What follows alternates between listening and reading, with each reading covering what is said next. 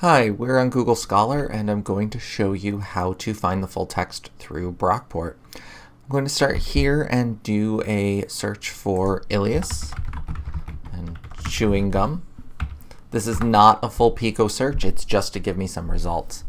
Now when I'm here, I can click on any of these articles and we're going to say this is the one I want. It's from Springer.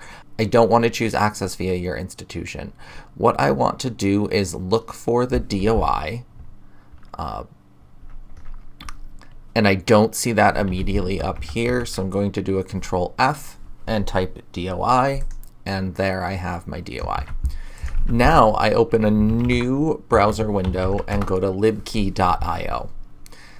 I can paste in my DOI here, click Find DOI. If it doesn't know that I'm affiliated with SUNY Brockport, it will prompt you for that. And then you can click over to Library Access Options. If the PDF is immediately available, it will show you that the PDF is immediately available. But if I get this screen, I can click Sign In. And once I sign in, I'll get a link to place an article request if we don't have the PDF. I highly recommend that you do place article requests for what you need. We want you to have access to the resources that will help you succeed.